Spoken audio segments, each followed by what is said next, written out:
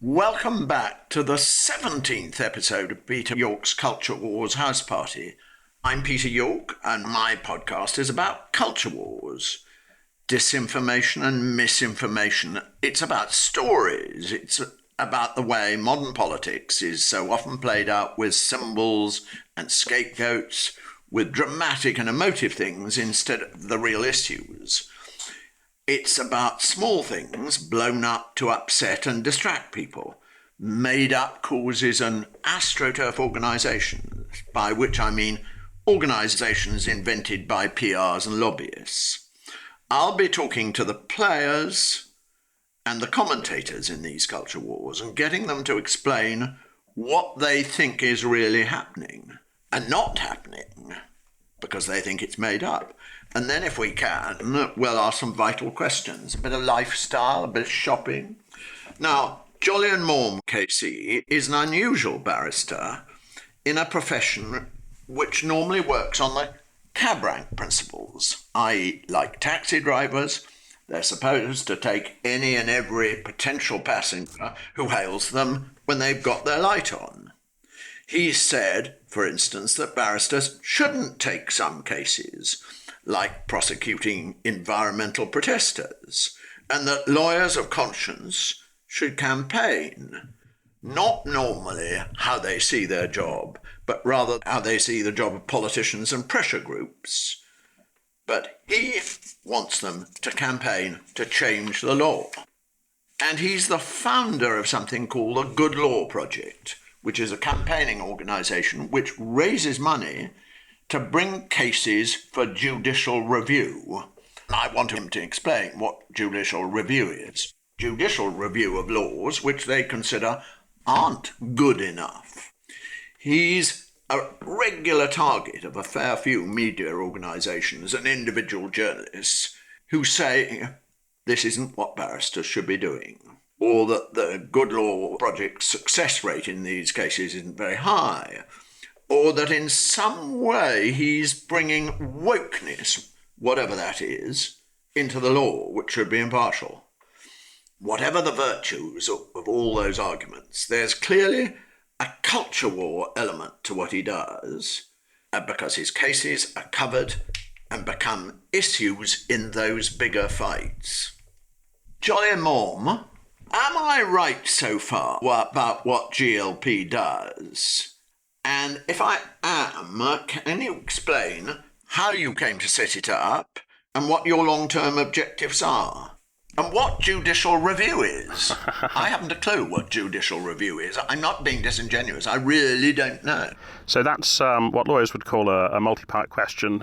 Yes. And the difficulty with multi-part questions is that you have to remember all of the parts, which is easy when you're starting out and your grey matter is fecund and lively and is more difficult as you get older. But I'll do my best. And the first point is it's not entirely accurate, your introduction. Good. I mean, not good. I've certainly said that the cab rank rule is something I won't consistently adhere to. But I haven't said that everyone should hold the view that I hold. And I also obviously have used my professional status and my professional privilege to campaign, but I also haven't said that every other barrister ought to do the same.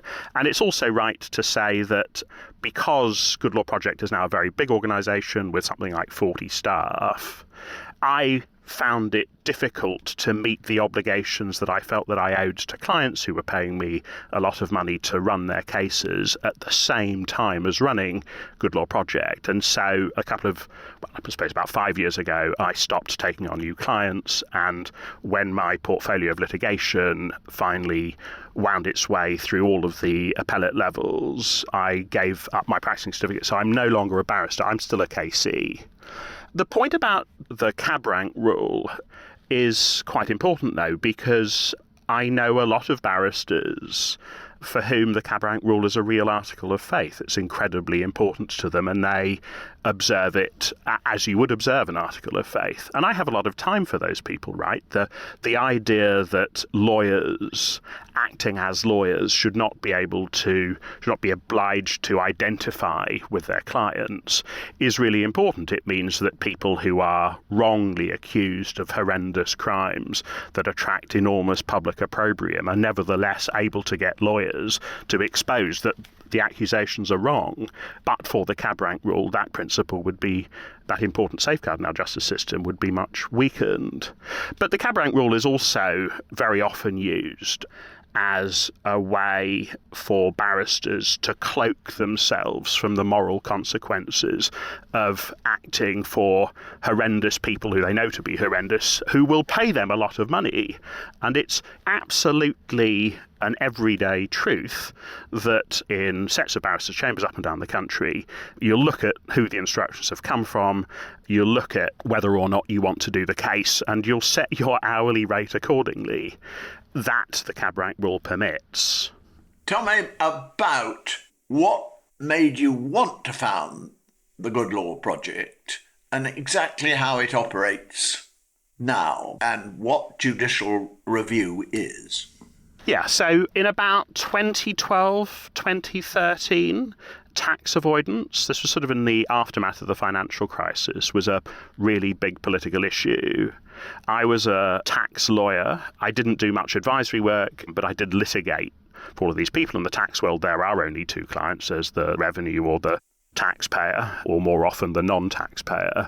I had always wanted to do revenue work, but until I became very senior, the revenue didn't instruct me. So I did work exclusively with the taxpayer.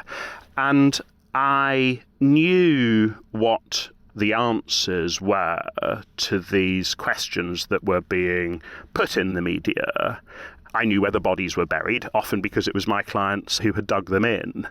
And so I suppose I began to think I wasn't put on this earth to make a lot of money. I wasn't that interested in making a lot of money. But you were making a lot of money then. Oh, I certainly was. I mean, tax barristers are very, very well paid. Yeah. Had I remained at the tax bar, I would be earning millions a year today.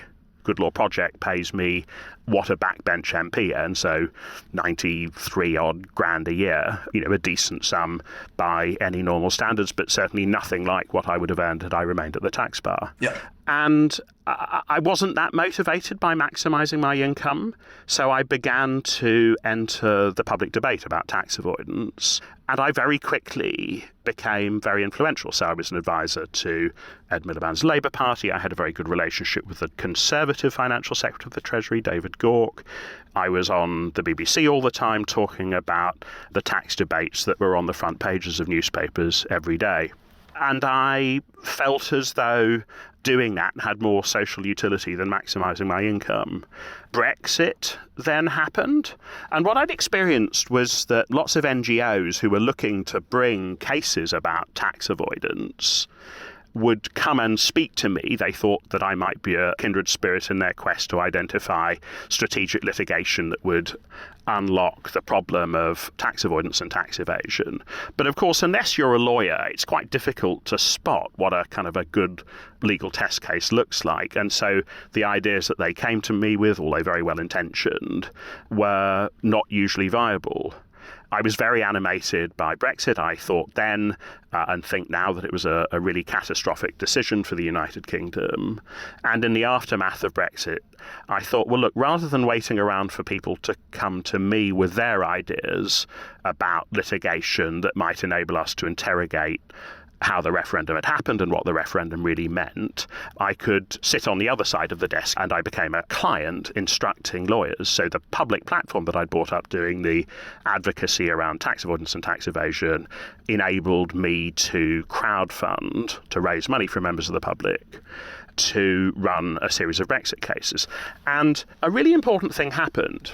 I worked out that to bring cases that were Remain-facing, if you like, in England, a country that had voted for Brexit and where the institutional infrastructure, by which I suppose I mean the government, would be much more difficult than to bring cases in Scotland, a country that had voted to remain and where the institutional infrastructure, i.e. the Scottish government, was Remain focused. And so I decided to litigate all of my cases in England. And so we were tiny at that stage. We had no staff, substantially no money, merely my energy and reputation.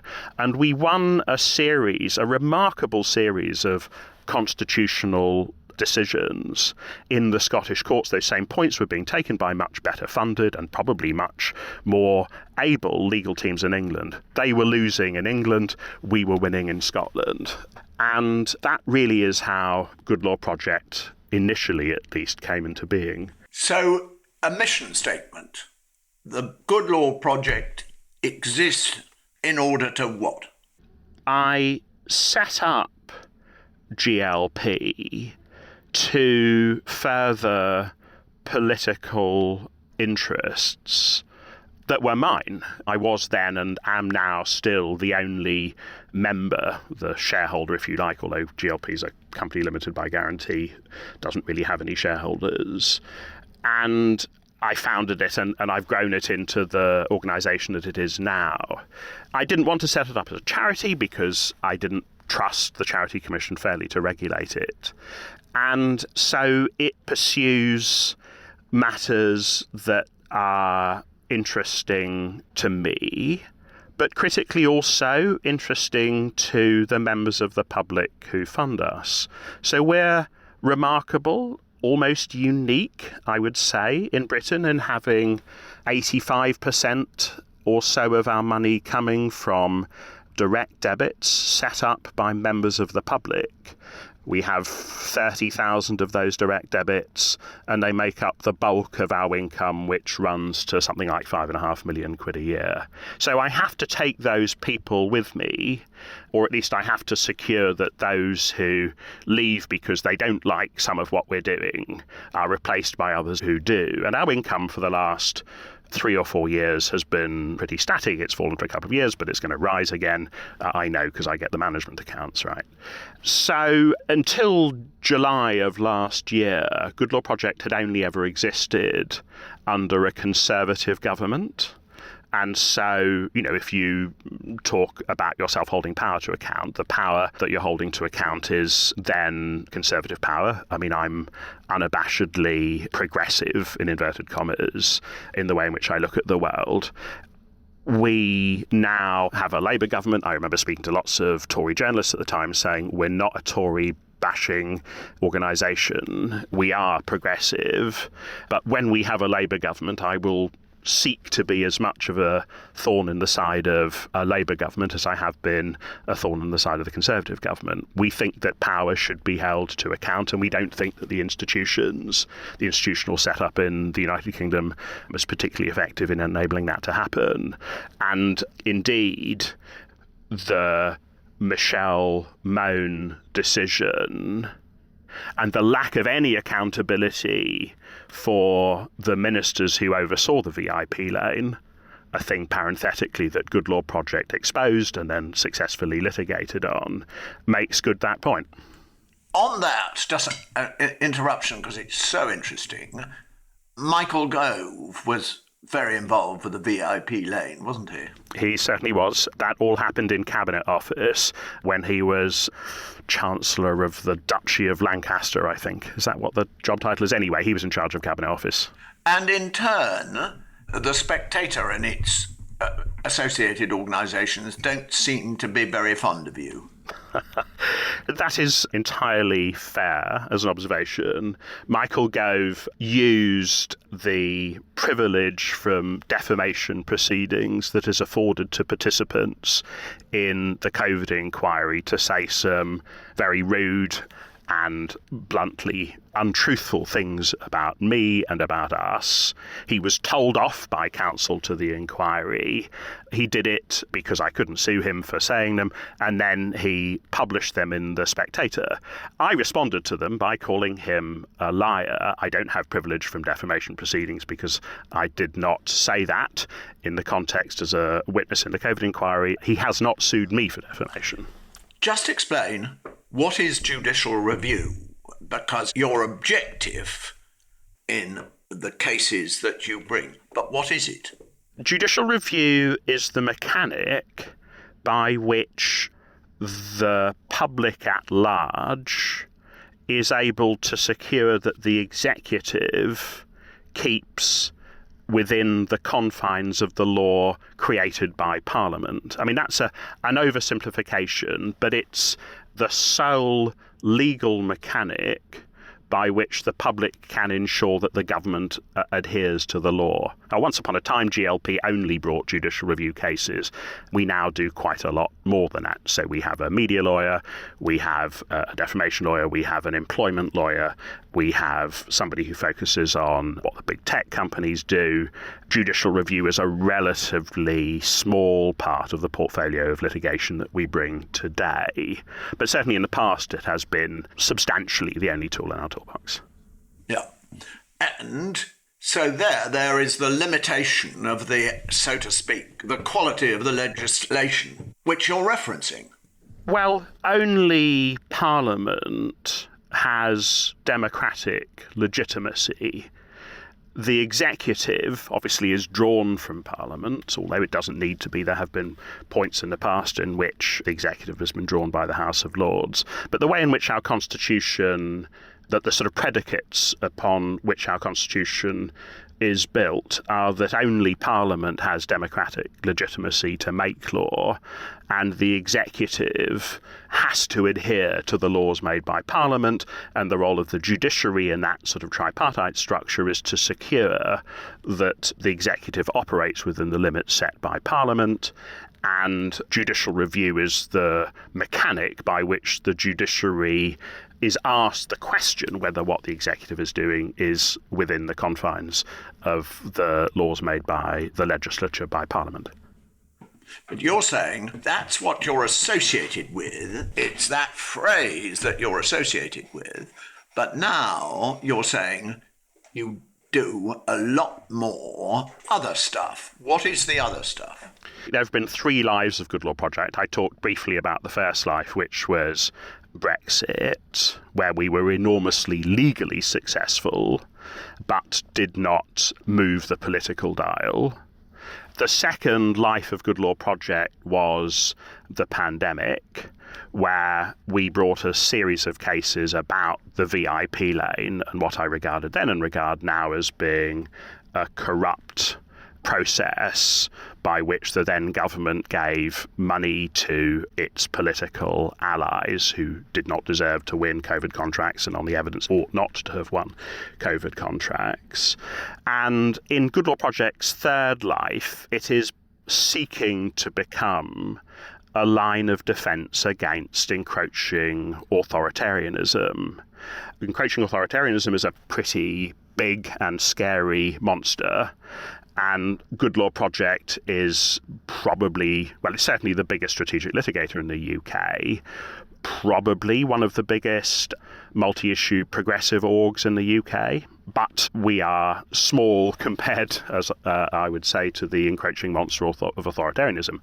But that is the direction in which we are turning to face. So we have started to act against big tech companies. So I'm having a conference this afternoon with lawyers who say that a very prominent figure in the tech world has breached provisions in the Terrorism Act. Perhaps we will bring a private prosecution of that figure.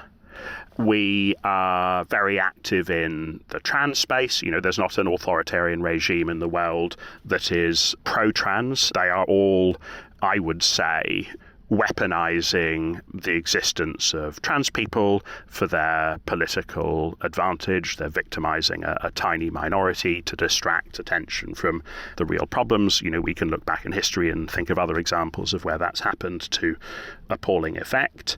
We are going to start taking an interest in how the media operates. So we have 2 cases against right-wing media organisations connected with racism and sexual violence in those media organisations.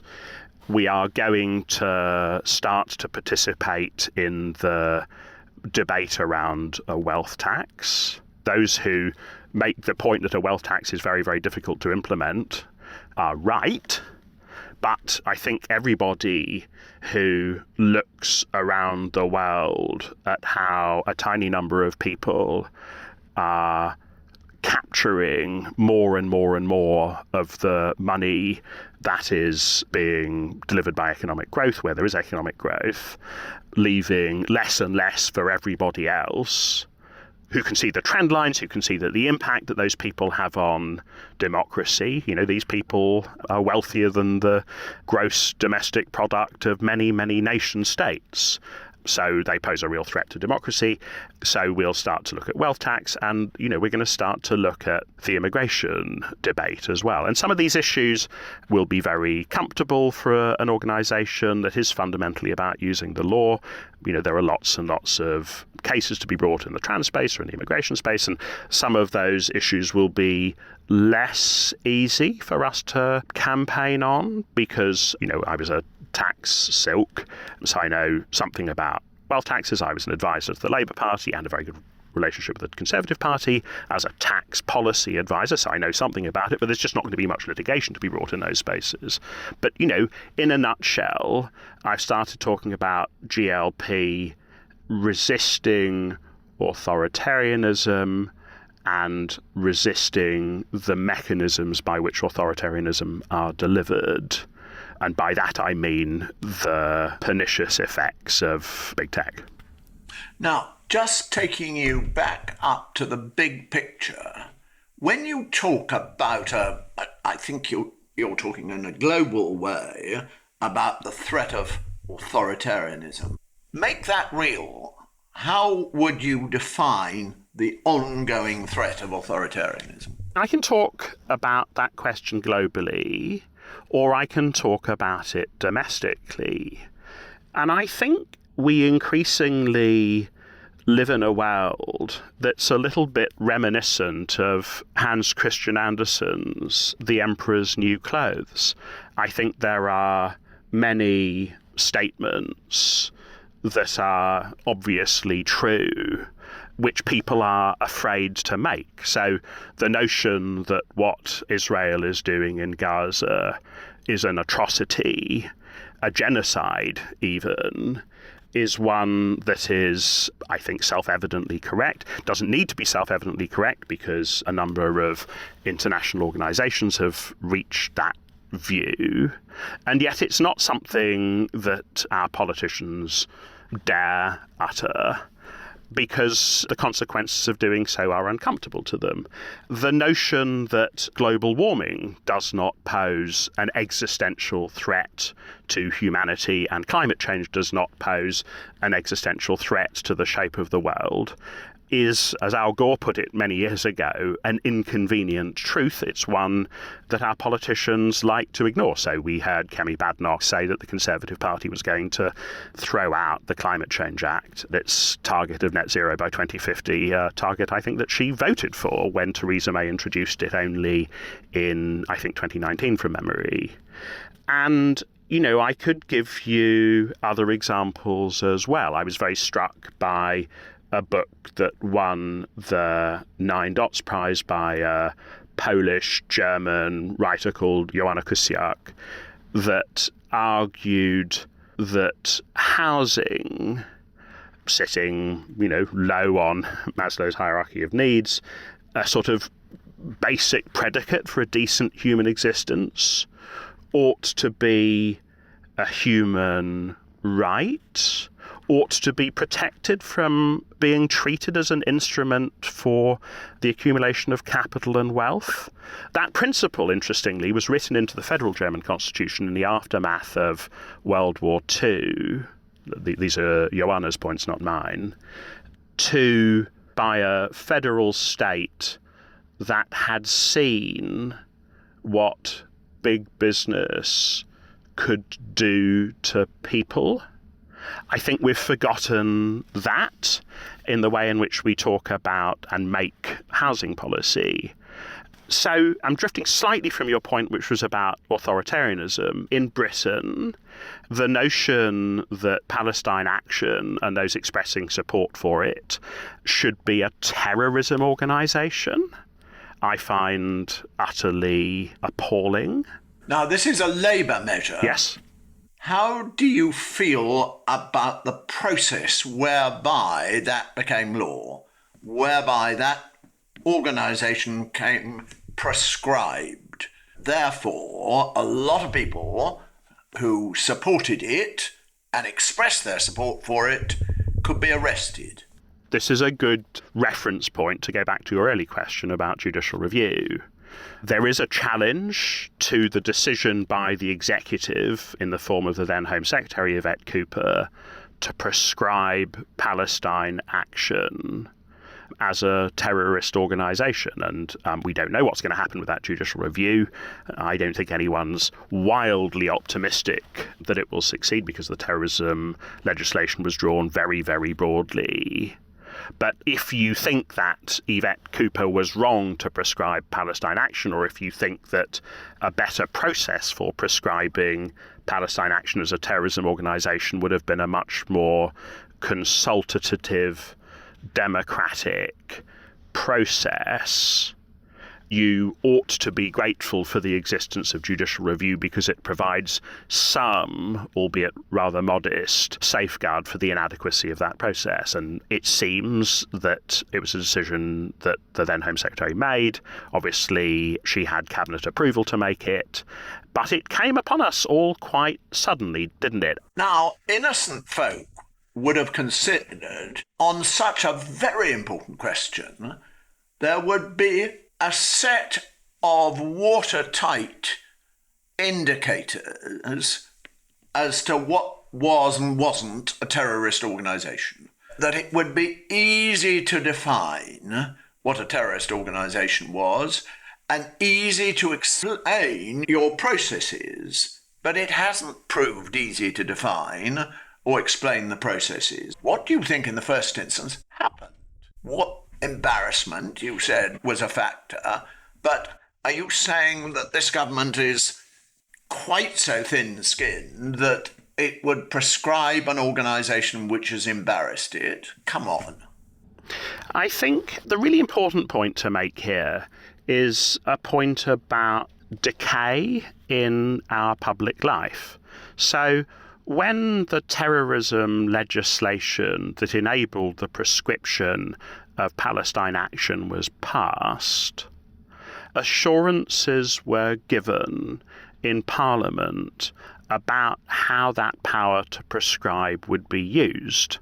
And once upon a time, the government of the day could be relied upon, as it were, to adhere to the assurances that the executive proposing that legislation to Parliament would continue to respect the assurances that it gave to Parliament about how that legislation would be used. Now, all of those soft constitutional safeguards are falling away. And I don't think anybody in any part of the political spectrum would look at how domestic politics has developed in Britain over the last, well, I would date it back to the Brexit campaign. I'm not saying things were perfect before then, but I think that moment marked a real acceleration in the deterioration in the quality of British public life. Nobody would look at what's happened in the last 10 years and say that how our democracy is functioning is healthy. So, are you a culture warrior using the skills and connections that you've got because we do what we can, but are you in general, or would you describe yourself as a progressive culture warrior? I'd certainly describe myself as a progressive. I don't really understand what the phrase culture warrior means, and I'm not sure that you do either. Your introduction put it in inverted commas. In my last book, I attempted to define instances of culture war, which hopefully added up to an effective description of culture war as a whole. And I took issue with what might be called the Buchanan principle, that what people argued about at the end of the last century in America, that culture wars grew naturally out of cultures, real cultures, and were expressions of progressive on the one hand and conservative views equal as a whole. And I argued that increasingly culture wars were fought by very rich people who created distracting campaigns along Goebbels' lines to make people feel emotional and distracted away from big issues. So I reconceived, for my own part, a rather different idea of what culture wars were, how they were prosecuted, and the sort of vertically integrated, as business people would say, chain of creating, of manufacturing a culture wars distraction cause. Well, I think that is a pretty good definition. You asked me whether I was a particular animal, and I said I didn't know. You've now described the animal, and having described the animal, I know whether I am it or not, and I'm not. I don't use the work that Good Law Project does to distract from anything else. The work that we do is the work that we do. And, let me go back to one of the communities, I suppose, whose existence is very often cloaked by the umbrella description of culture wars, the trans community. Good Law Project does a lot of work for the trans community, and I suppose that's the thing that irks so many of my and our detractors. If you are doing advocacy for the trans community, if you are litigating for the trans community, it is absolutely not a distraction. Many of these organisations seek the eradication of trans existence. They regard it as anomalous or offensive or risky. They regard trans people as being perverts. And if you are doing work for that community, you are responding to an attempt to use that community to distract from the real problems that most people in the country face, which are about how to put food on the table. But you are not distracting anyone from anything. You are fighting for that community's existence. How would you define the campaign against trans people? What is the story that your opponents are peddling, and why are they peddling it? Undoubtedly, a large number of women in Britain, this is very much a British phenomenon, have come to regard trans people, or in particular trans women, as a threat to their existence. I don't criticise the conviction with which they hold that view. All of the women, Peter, listening to this podcast will be carrying some degree of trauma because they live in a world in which sexual violence targeting women is a commonplace, and that sexual violence is very often experienced as highly traumatizing, and that trauma can last a lifetime. And I think that the trick that the right have played is to speak about trans women in such a way as to trigger that trauma response, because the reality is that there is no evidence that trans people pose any greater risk to those women expressed proportionately than do cis men. And, the overwhelming majority of the violence that women experience, very often sexual violence, is perpetrated by cis men. They're the real problem. Trans people tend to be poorer, certainly don't have a voice, are not heavily represented in the media, and so are a softer target. So there is a constituency of women who are genuinely worried about what sharing spaces with trans women means for them. The easiest way to interrogate that response usually is we have a trans friend or a trans relative or something like that.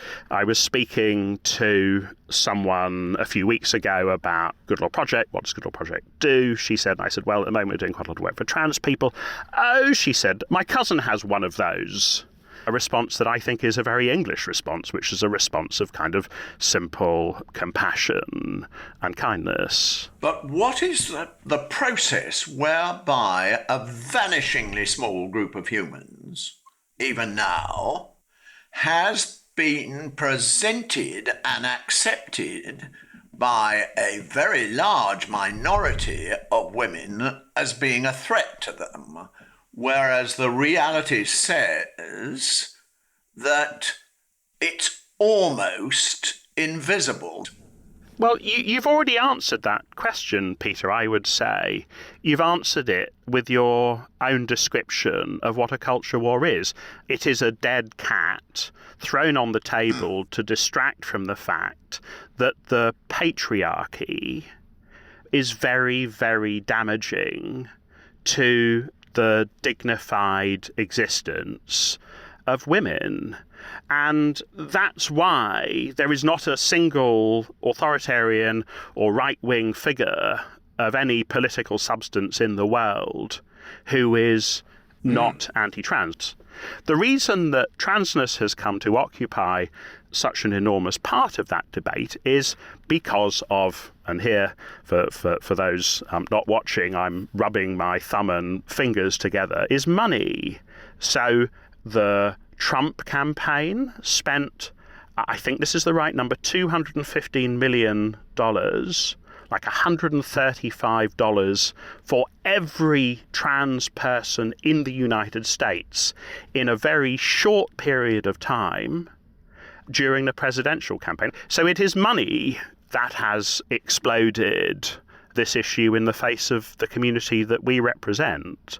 We are not using the work that we do to distract from anything. We are desperately fighting for this terribly treated community. And when you're dealing with an issue like that, how does your initiative start? Do they start from you? Do they start from a sort of group within GLP? Do they start from a conversation which you might be having with various pressure groups? How do you decide where to put your efforts? I've already said I'm the only member of Good Law Project, so I have outsized power. But that technical legal description of who holds the reins in GLP only takes me so far, right? If I want to have a very good board, and I have got an exceptionally strong board, I have to listen to the advice that those people give me. If I want to have a strong staff team around me, and again, I have an exceptionally strong staff team around me, I have to listen to what they tell me as well. Otherwise, they will put their talents to use elsewhere. So the answer to your question is sometimes this stuff is mine. Sometimes there are things that I want to do. Sometimes there are things that I believe Good Law Project will be able to fund. And obviously we have no wealthy backer who writes the checks. We have to persuade regular members of the public that we are doing work that they ought to fund. Otherwise they will stop funding us.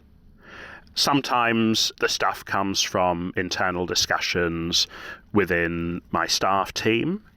Sometimes the stuff comes from the board. So if you look at our board, you'll see that we have a super tech heavy board. We have some very senior figures from the world of sort of the ethical governance of tech on our board, and they were absolutely instrumental in our increasing efforts to hold the big social media platforms to account. So it comes from lots and lots of different places. In a number of cases, you found yourself on the other side of the table, so to speak, from the Charity Commission. Well, I said earlier on that we had decided to set ourselves up otherwise than as a charity. This is a decision I took in 2016, late 2016, because I did not think that the Charity Commission was a regulator. Now, in substance, obviously in form, it is a regulator. I thought that it was a participant in the culture wars. In what sense? So a practice grew up under the last Conservative government. Maybe it existed beforehand. I mean, people often date this expression of what the Charity Commission is to William Shawcross, of a Conservative MP writing something about a charity in the right-wing press and saying that he or she had complained to the Charity Commission, the Charity Commission immediately opening an investigation into that thing, the trustees of the charity taking fright at that investigation being opened, funders of that charity seeing the charity was being investigated, withdrawing their funding, and that charity then having to spend vast amounts of money in a world for them of declining income on dealing with the Charity Commission, and it killing the charity. The incumbent chair of the Equality and Human Rights Commission, another organisation, another institution that really oughtn't to be a participant in the culture wars, but I would say plainly is, was thrown in to the Charity Commission, again, contrary to the unanimous wishes of the Parliamentary Select Committee that did not think she was a suitable candidate. So the Conservatives have done it, Labour have done it. I'm not making a party political point, I'm making a point about the deterioration in the quality of public life in Britain. These posts, which are really, really, really important watchdogs, safeguards in a country that Lord Hailsham, no revolutionary, described as an elective dictatorship, have been turned for reasons of political expediency into pieces of political weaponry, and the public at large is the victim. The Equality and Human Rights Commission, incredibly important role safeguarding the most vulnerable in society. And the Charity Commission basically is the administrator of a matched giving scheme, right? It channels public money to organisations that it likes. And if it does that job wearing a heavily political hat, and I would say it plainly does do that job wearing a heavily political hat, it is public funding for some terrible organisations. So we've enjoyed quite a lot of success, as it happens, complaining, backed by threats of legal action against the Charity Commission, to the Charity Commission about the activities of some so-called think tanks, usually based at Tufton Street, who are peddling disinformation under the auspices of charitable activity. It seems to me that everybody at 55 Tufton Street has charitable status, or practically everyone. You sometimes wonder why. And I think, for instance, that LGB is based at 55 Tufton Street, which would cause you to ask questions about its political leanings, though it derives, as I'm told, from an immaculate campaigning background. You've been involved with that particular question, haven't you? I feel like I'm the go-to man, the Japanese soldier in the jungle who is still fighting a war that was lost decades ago. We responded to the sector, the LGBT plus sector's dismay at the Charity Commission's decision to give the so-called LGB Alliance charitable status by bringing a claim for Mermaids, a charity for young trans people, challenging the Charity Commission's decision to give LGB Alliance so-called charitable status. It was very expensive, it was very hard fought, it felt like a very important battle at the time. What then happened was that we got a split decision at first instance, but Mermaids staff were subjected to threats of violence. They had to close their phone lines.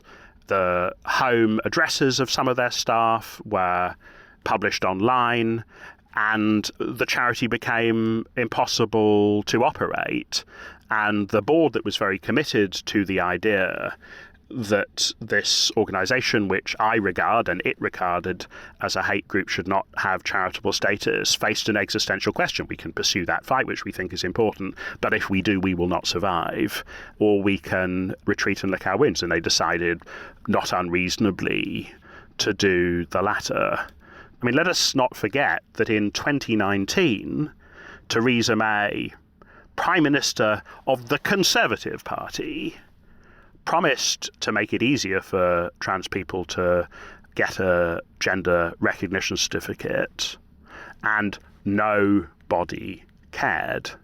Yet in 2024, I think, when the Scottish government tried to do something similar. Rishi Sunak described it as, I can't remember his exact words, he was appalled, he fought against it, and eventually he succeeded. Now, do you think what you do, the structure of your organisation, is a very effective way of challenging those things compared with, as it were, outside pressure groups, the people who you may cooperate with or may not? How effective are you at gaining your victories?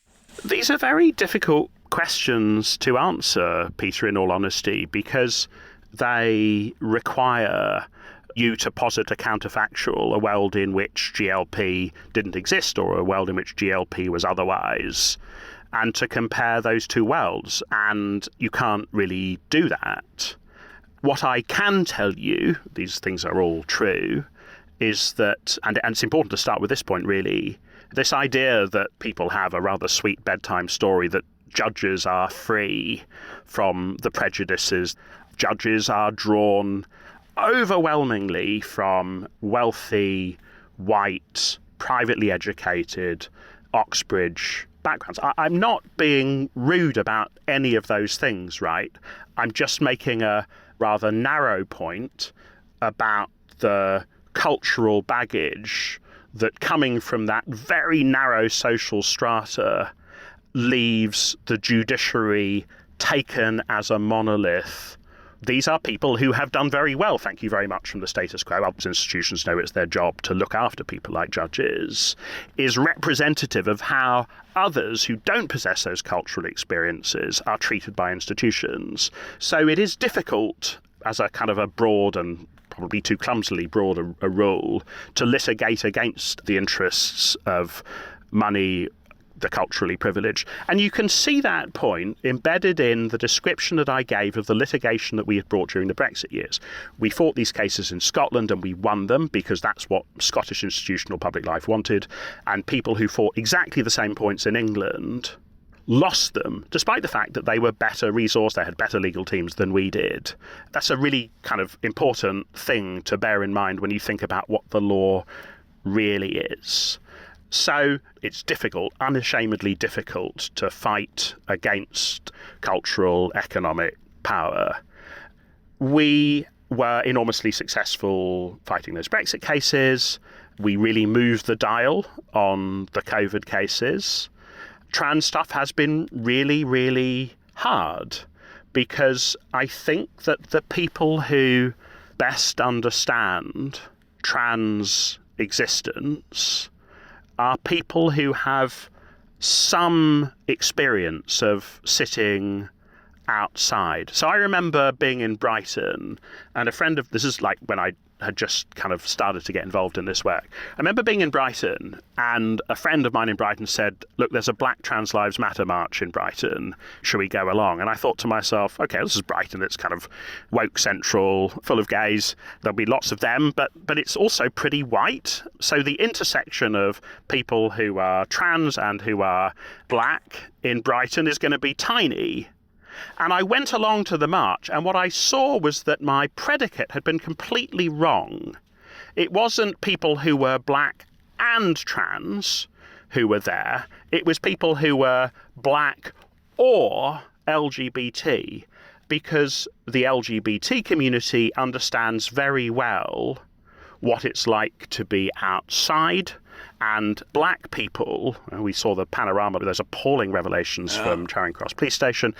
Black people also understand what it's like to be outside. And so I have talked, for me personally in my book, about how this work for me has been the skeleton key to a whole new moral universe, in that I have understood something that I had forgotten during my very privileged adult life. I had a very, very difficult childhood, Dickensian, as one newspaper writer put it. I know about your father simply in the sense that when I was very young, I read books by him. And yet your experience has been sort of from pillar to post. There have been great differences From pillar to post and then back to pillar, I would say. Yes, and then back to pillar, yes.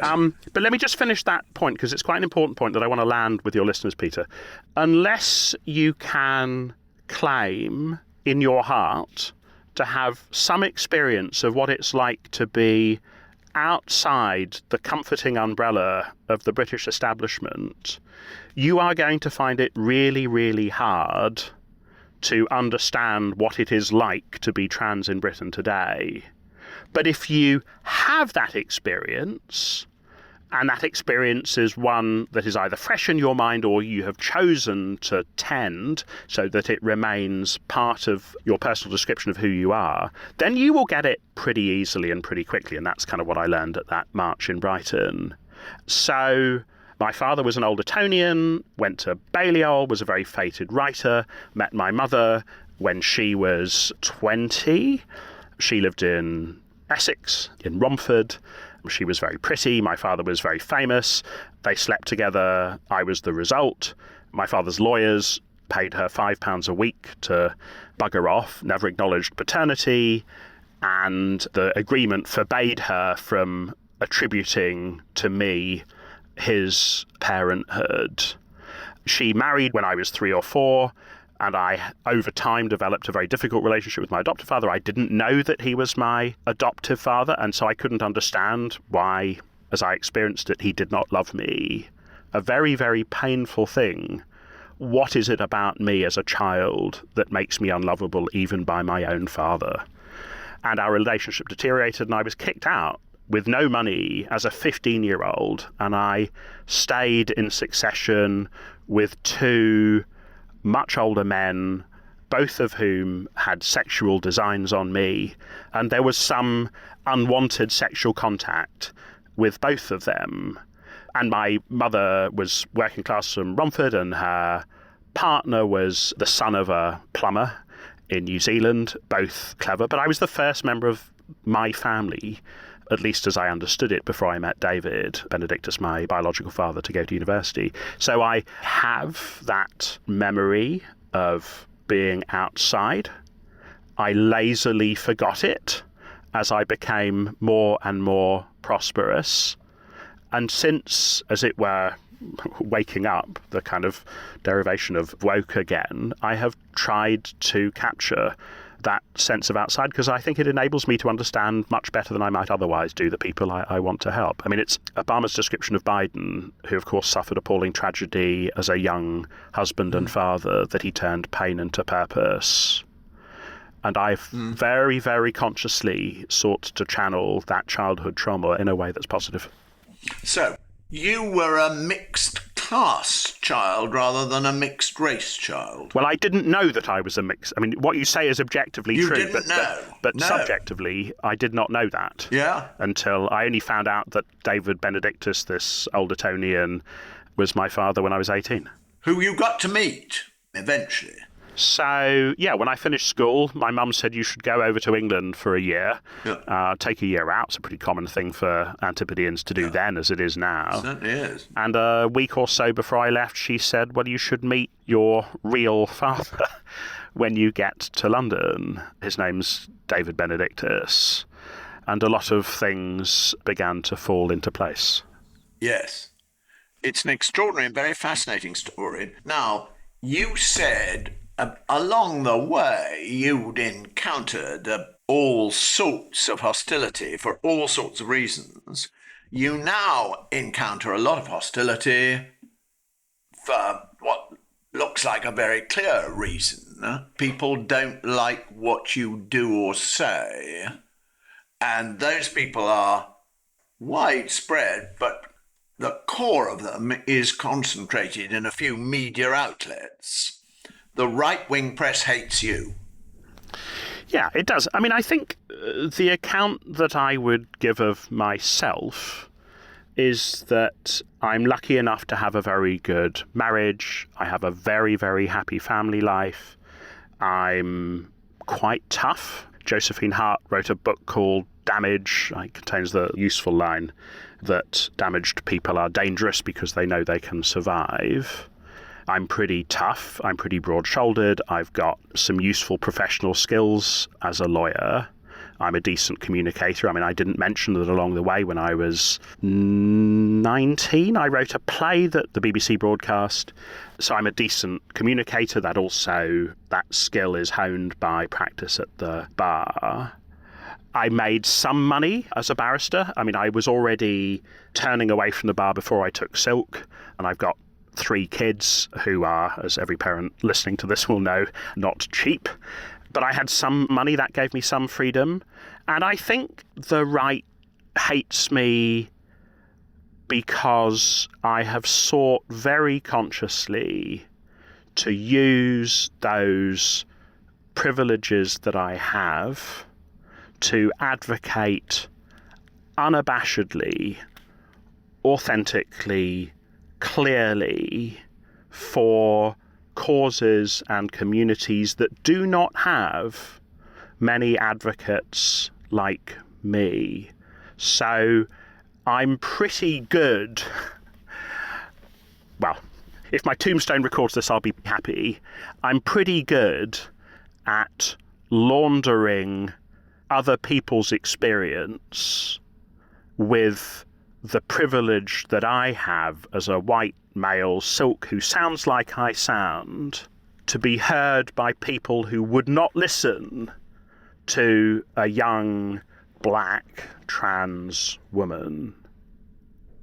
But they will listen to me because they feel comfortable with me. And these newspaper organisations, these media organisations, these right-wing commentators don't have many levers over me because I have deliberately constructed my life and the organisation. The notion that I or Good Law Project am unpopular is at best contested. The reality is we have grown to be the biggest strategic litigator in the country by some distance and a very, very powerful force on the progressive side of politics in a country that is pretty short of them at the moment in a very short space of time. What causes are you looking at now? What strike you as self-evident injustices, let's put it like that the Good Law Project should be fighting, newly fighting? Let me give you 2. And they're related actually.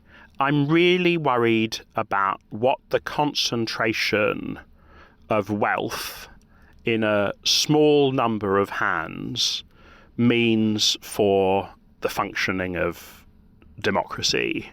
Governments in a world of globalization that has undermined their ability to deliver on the kind of implicit post-war promise of ever-increasing economic growth have very, very little room for maneuver. And Elon Musk has enormous wealth and limitless room for maneuver. And I'm really, really worried about the ability of, let me put it uncharacteristically politely, mercurial individuals like Elon Musk to disrupt politics. And I don't see that changing anytime soon. I think as government, nation states become weaker and individuals accumulate more money, that tendency is going to become more and more and more pronounced and its harms more and more evident. So I want us to take up seriously the work of pushing for a wealth tax. And I should pay here a great compliment to patriotic millionaires who have in the last couple of years in Britain, helped by people like Gary Richardson, put the issue of a wealth tax on the political agenda in a way that 5 years ago I would have thought was impossible. I can be a good advocate for that, and that's work that I want to do personally. I want Good Law Project to do. And related to that is the ability of platform media to be misused to deliver political agendas. You know, we all grapple with misinformation and disinformation. When I started talking about those things, I thought to myself, bloody hell, we should stop these messages that are wrong, that are false, that are motivated. And what I've started to think is that that's the wrong way to look at the problem. The right way to look at the problem is not to tackle the false messaging, but to tackle the means by which the false messaging reaches people, and that's platform businesses. But those are both enormous Goliaths, right, and global ones, exactly so. So not so reachable from a UK base. Yeah, that is undoubtedly right. And, progressives are not very good at keeping their eye on the prize. They're very good at fighting with one another. They're very good at endlessly talking about stuff and not really doing stuff. But despite all of those flaws on my side of the political spectrum, flaws that I don't claim myself to be free of, there is increasing amounts of globalization in legal precedent as well. There is increasing amounts of global cooperation, and there is some in the United Kingdom pretty modest funding, certainly to tackle what platforms are doing. So, if to take an example of what you've just been talking about, we might talk about the recent riots, protests in central London, which involved Elon Musk and Tommy Robinson. And there you have a mercurial billionaire, and you have a political instrument in Tommy Robinson who, as I understand it, is overwhelmingly American funded. I mean, that might very well be right. I don't know where Tommy Robinson gets his money from. What I can see is that there are an awful lot of connections between the British right and far right and crypto. And this is really quite interesting, actually. An awful lot of connections between the British right and far right. Well, there is a case that Tommy Robinson has spent very considerable time in America, and that he is well known to the American political rich. That's all. Yeah, and we know that Elon Musk has talked about giving, is it 100 million quid? 100 million to reform. To reform, if led by Rupert Lowe. If led by Rupert Lowe. Yes, that seems to be a goner, but we will see.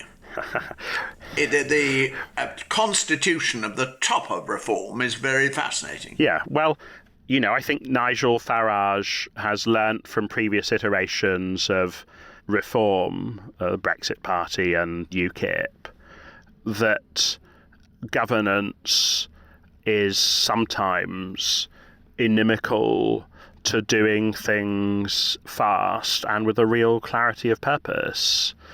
I'm not going to criticise that, because that's also a predicate on which I've set up Good Law Project, although whether what's right for a relatively modest-sized not-for-profit might not be right for a political party that, if you believe the opinion polls, is going to form the next government of the United Kingdom. I think it's very interesting that there's another not particularly mercurial, not particularly well-known American Silicon Valley billionaire, and that is Peter Thiel, who is very, very much involved with these things, but in a quieter, more strategic and more long-term way than Mr. Musk. Yeah. Though they share a background in South Africa. Yeah, I mean, I think a really interesting moment in British politics recently has been Starmer's announcement of digital IDs, because the organisations, including my own, that have lined up in opposition to it is a pretty extraordinary list. So it includes Amnesty International, it includes Liberty, it includes Big Brother Watch, but it also includes Nigel Farage, and it also includes Rupert Lowe, so figures from, a pretty conventional human rightsy based segment of society, and figures from the right and the far right of British political life. I said the other day that I'm kind of amazed to find myself as a leftist really, really worried about the amount of information that the state might hold on people. And it's made me very, very worried. Anyway, and then you ask the question, well, what happens if all of this information gets into Nigel Farage's hands? The wrong hands. Whatever we mean. And, Peter Thiel, the surveillance state and indeed surveillance corporate interests probably ought to be the third of the things that I'm worried about if I haven't got enough on my plate already. Well, it's a splendid list. And we could It's a fool's ambition, I think. It's a splendid list, and we could talk about it forever. But information on people, huge information across the population, both at a state level and at a tech bro level. And then ask oneself whether they are cooperating in this matter or it's parallel strands or what. But I have to wrap up now.